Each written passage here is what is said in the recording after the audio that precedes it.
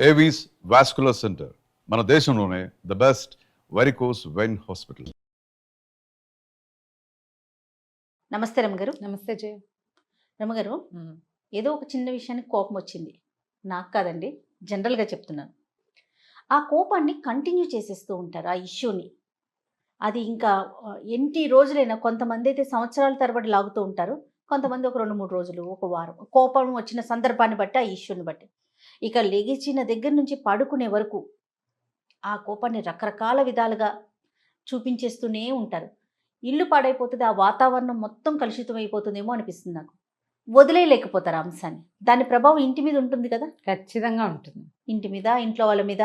ఆడవాళ్ళ మగవాళ్ళ సంగతి నువ్వు చెప్పేది? ముఖ్యంగా ఆడవాళ్ళేనండి. ముఖ్యంగా అంత కోపాన్ని ఉంచుకుని మెయింటైన్ చేసి చేయగలగటం కాస్త కష్టం. ఎందుకంటే వీళ్ళకి మధ్యలో పిల్లలు, జల్లలు, ఫ్రెండ్స్, బాధ్యతలు, అమ్మ నాన్న, అత్త మామ, మధ్యలో భర్త, తమదే ఆఫీసులో, కాలేజీలో, స్కూల్లో ఏవో ఉంటాయి కదా.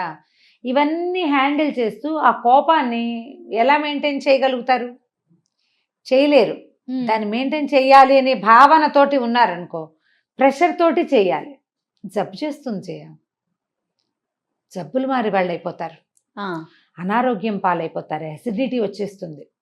కోపాన్ని చూపించటం వల్ల, చూపించకపోవటం వల్ల, చూపించడం మెయింటైన్ చేయటం వల్ల రోజుల తరబడి. Okay okay, right. నిజానికి మెయింటైన్ అవ్వదు, మనకి బోల్డ్ వ్యవహారాలు వస్తాయి. రైట్. దాని మీదే ఉండడానికి నీకు పని పాఠాలు ఎంతన ఉండదు. ఆడవాళ్ళు ఎంత పనులు ఉంటాయమ్మా ఆడవాళ్ళకి. మరి ఎన్ని పనులు చెయ్యాలో. ఇవాళ రేపు ఎవరు చేస్తున్నారు అంటారు, నే కూడా అంటా అన్నమాట. మనకి ఇవాళ రేపు ఇదివరకట్లాగా దంచుడు, చెరుగుడు, ఉతుకుడు, చేత్తోటే చేయటం అవి లేవు. కానీ క్రియలు ఉన్నాయి కదా. అసలు వేరే రకంగా ఉన్నాయి కదా అమ్మగారు, వేరే రకంగా ఉన్నాయి. పైగా అపరిమితమైన టైం స్ట్రెస్, కాలానికి సంబంధించిన స్ట్రెస్. తర్వాత ఎవరు మనకి సమయం ఇవ్వని స్ట్రెస్ ఒకటి ఉంది. ఇది అసలు మనకెవడు టైం ఇవ్వడు. పిల్లలు ఎవరు, మొగుడు ఎవడు. తర్వాత మనకి మనం టైం ఇచ్చుకోలేని స్ట్రెస్. ఇన్ని స్ట్రెస్సుల్లో ఏదో ఒక కోపం వస్తే దాన్ని 4 మాటలు అనేసి దాన్ని అక్కడ దులిపేసుకుని మళ్ళీ సందర్భం వచ్చినప్పుడు కోపాన్ని లోపల తీసిన అస్త్రాన్ని బయటికి తీయాలి. మెయింటైన్ చేసామనుకో, ఎవరు మెయింటైన్ చేస్తారో వాళ్ళ సంగతి. క్యాండిల్ వెలిగించాం, కరెంట్ పోయింది. ఓకే, కరెంట్ వచ్చేసింది, ఊదేయాలిగా. దాన్ని ఆపేసుకుని మళ్ళీ కరెంట్ పోయినప్పుడు వెలిగించుకో. దాన్ని వెలిగించి ఉంచామనుకో, కరిగేది ఎవరు? క్యాండిల్ అయిపోతుంది కదా, అది అయిపోతుంది. ఇక్కడ క్యాండిల్ ఎవరు? మనం. కరిగిపోతాం, పనికి రాకుండా పోతాం. కరిగిపోతే పర్వాలేదు, పనికి వస్తుందా క్యాండిల్? నువ్వు కూడా అంతే. ఎంత బాగా చెప్పారు అమ్మగారు, మంచి ఉదాహరణ. ఇలాగే అవుతారు జయ. అవునండి. వీళ్ళు వాళ్ళకు కూడా పనికిరారు. కోపిష్టతనంతో మనం మన సొంతానికే పనికిరాము ఎప్పుడు. ఆడవాళ్ళు, మా అబ్బాయిలు మీరు వినకండి, నేను ఒక మాట చెప్తాను, మగవాళ్ళకి కాదు, ఆడవాళ్ళకి కార్యసాధక లక్షణం ఒకటి ఉండాలి జయ. ఎంత కోపాన్నైనా మడిచి చక్కగా ప్యాక్ చేసి అవసరమైనప్పుడు తీయటానికి పెట్టుకోవాలి. భర్తలు ఏదైనా అంటే ఆ అస్త్రాలన్నిటికీ పదును పెట్టి మడిచి పైన పెట్టుకోవాలి. నువ్వు ఈ టైంకి ఎలా చేయాలో ఆ పని చేయాలి. మహానటి సావిత్రిలాగా యాక్షన్ అంతే. అవసరమైనప్పుడు దాచిపెట్టామే అటక మీద వేసేయి బాణం. దీన్ని రోజు వాడుతుంటే దానికి పదునే పోతుంది. కార్యసాధకుల లక్షణం కాదు.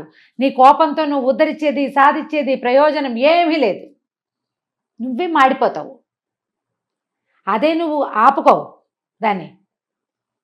టైం వచ్చినప్పుడు, మళ్ళా సిచ్యువేషన్ వచ్చినప్పుడు లోపల బడవాగ్నిలాగా ఉంటుంది, దాన్ని విసిరే పని అయిపోతుంది నువ్వు అనుకున్నది. లొంగుతారు అవతల వాళ్ళు. నువ్వు నిరంతరం చూపించే రుసరుస దుమదుమ లేచిన దగ్గర నుంచి రాత్రి దాకా నువ్వు ఇలాగే ఉంటే నీతో ఫ్రెండ్లీగా కనీసం పిల్లలు కూడా అయ్యో అమ్మ అణుచుకుంటోంది అని అనిపించదు.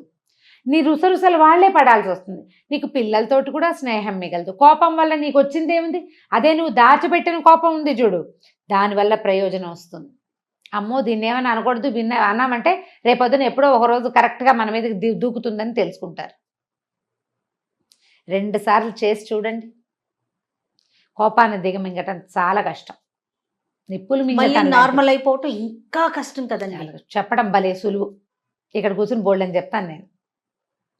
కదా. కోపాన్ని తగ్గించుకోవడానికి ప్రధానంగా ఆహారంలో కారం మసాలాలు తగ్గించుకోండి. మిమ్మల్ని మీరు ప్యాంపర్ చేయటం మానేసేయండి. అయ్యో నాకు ఎంత కష్టం వచ్చింది అనుకోవద్దు. లోకంలో అందరికీ వస్తాయి, నాకు కూడా వచ్చింది. వర్షం పడితే అందరిళ్ళ మీద పడదా వాన? మనం ఒక్కింటి మీదే పడుతుందా? కాదు కదా, అందరిళ్ళ మీద పడుతుంది. ప్రతి ఇంట్లోనూ మనకొచ్చేలాంటి సమస్యలే అటు ఇటుగా. ఒక మాత్ర అటు ఎక్కువ, ఒక మాత్ర ఇటు తక్కువ, అంతే. అంతే కదా. ఇప్పుడు చూడు, ఓపెన్గా ఉన్న స్పేస్ ఇంట్లో ఉందనుకో, మన ఇంట్లో ఓపెన్ స్పేస్ ఉంటే అక్కడ నీళ్ళు ఎక్కువ నిలుస్తాయి. ఓపెన్ స్పేస్ తక్కువ ఉన్న ఇంట్లో నీళ్ళు తక్కువ నిలుస్తాయి. వాన తక్కువ కాదు, అక్కడ నిలవ తక్కువ. మనం కూడా అంతే. నువ్వు మనసుని తెరిచిపెట్టుకుని కోపానికి, దుఃఖానికి, కష్టానికి ఆహ్వానం పలికావా, వానొచ్చి పడ్డట్టు మొత్తం కష్టాలన్నీ నీ ఒళ్ళోనే పడతాయి. ఓపెన్గా ఉండద్దు. జీవితం అన్నాక ఇలాంటి బొడిదుడుకులు, ఇబ్బందులు, సబ్బందులు రానే వస్తాయి. అందరికీ తాగుబోతు మొగుళ్ళు ఉండరు, కొంతమందికి ఉంటారు.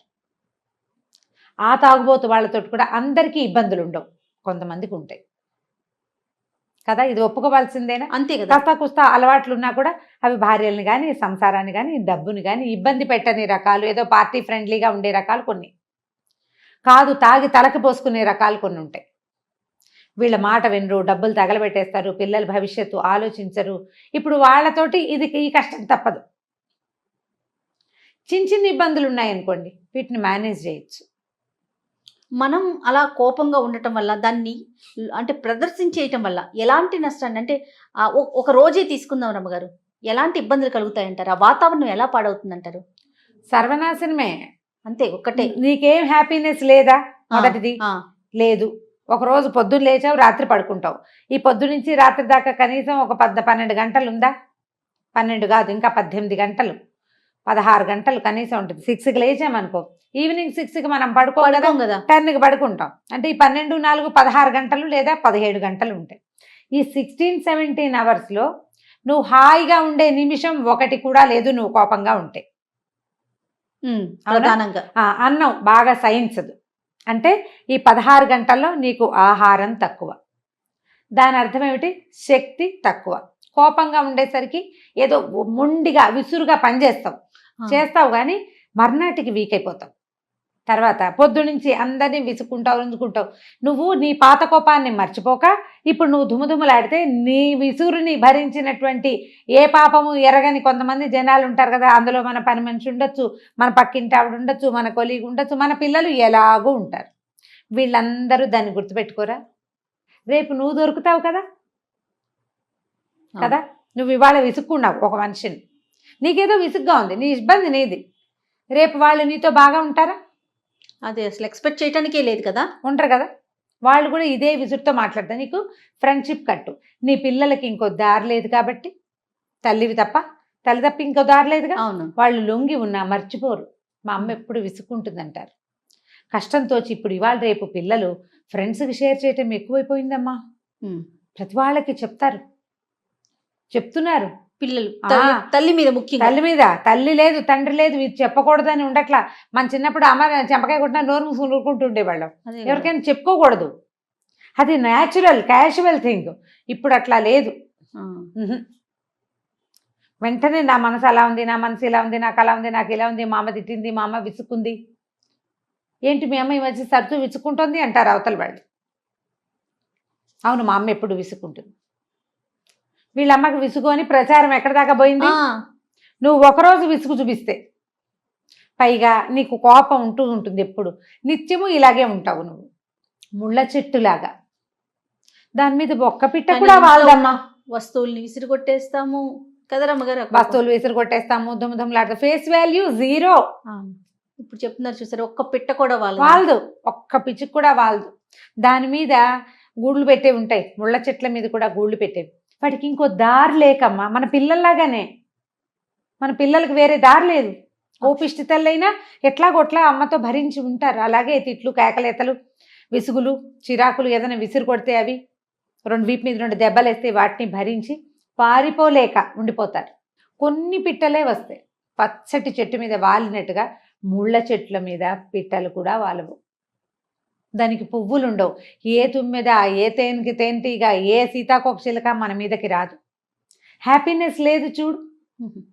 ఏం ప్రయోజనం, ఏం సాధించాం మనం కోపంగా ఉండి?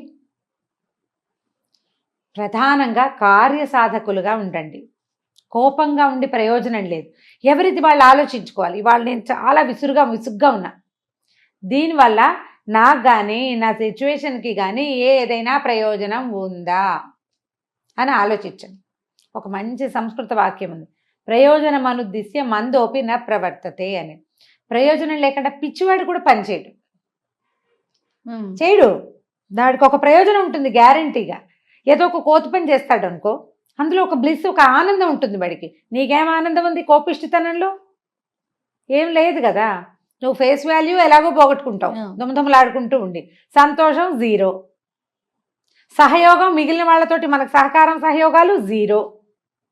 ప్రయోజనం లేని కోపాన్ని ప్రదర్శించకండి. ఆ కోపాన్ని, మన ఆక్రోశాన్ని దాచిపెట్టండి. ఇంటి వాతావరణాన్ని పాడు చేసుకోవద్దు, మీ హెల్త్ పాడు చేసుకోవద్దు, మీ ఫేస్ వాల్యూ చెడగొట్టుకోకండి.